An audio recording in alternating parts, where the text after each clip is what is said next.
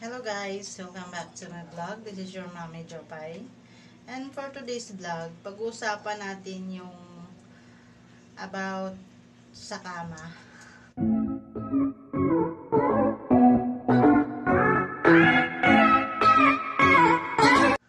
Pero bago yan, sana po i-guide nyo yung mga anak nyo kasi ito po tungkol lang po sa atin na may mga partner.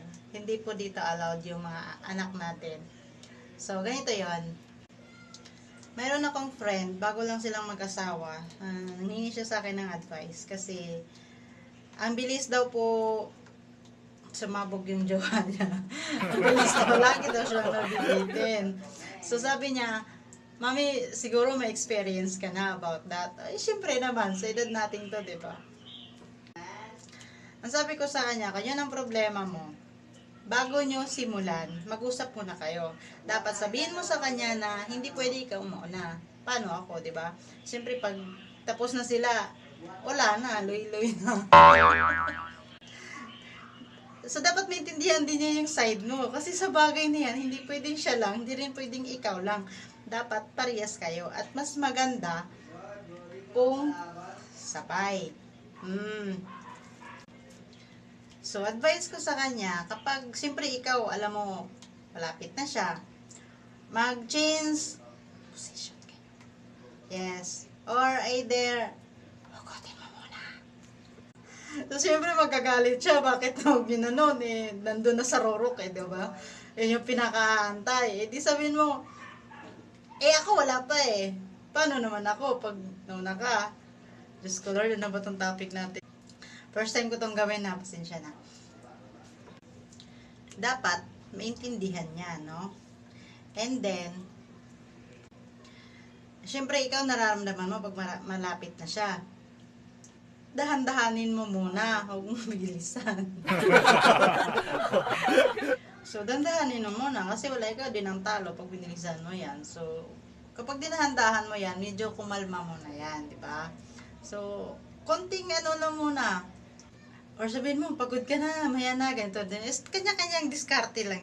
Pero kung nagmamadali naman kayo, di sige, banat. Pero logika kapag siyang nauna. Pero nasa pag-uusap talaga yan. Kasi like my partner. Siyempre, may partner na ako, diba? Dapat maintindihan din ng boys yung side natin. Kasi, hindi lang naman sila ang gustong puntang langit, no? Pati rin tayo. So, yun lang po. Kapag malapit na si jowa, si partner, si shota, or ano man tawag nyo dyan sa partner nyo. Tawag ko kasi sa akin ay partner. Siyempre, mag-partner kami. Partner in crime, lalo na dyan. So, yun lang. Kapag malapit na siya, at ikaw matagal pa, hugutin mo muna. Diba? Hugutin mo muna. Or either, mag-chest position kayo. Ganun lang yun. Kasi, dapat pair. Diba? Masakit sa ulo yung sila lang, tas tayo, hindi. Tayo yung naghihirap, diba? Or kapag nandun na, pigilan mo siya. O, teka lang, naiihi ako. Or daming mong ik-ik para lang huwag mo nang sumabog. Kasi pag sumabog yung vulkan, damay-damay na yan. So, yun lang po. Thanks for watching. Like and subscribe. When there's no more hope is left in me, I can see what comes my way, and I'm always lost. There's nowhere else to go. All I do is fall. Feels like I can make it.